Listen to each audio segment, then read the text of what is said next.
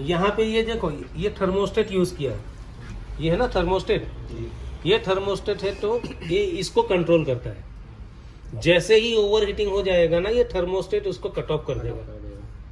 ठीक है। अब ये खराब है कि नहीं वो चेक करने के लिए क्या करना है, बजर पे लाना है, बजर पे, है ना, बजर पे लाना है और ये दोनों पॉइंट पे लगा के चेक करना है। ठीक है, यहाँ पे भी बजर आ गया, समझना ये थर्मोस्टेट कंप्लीट है।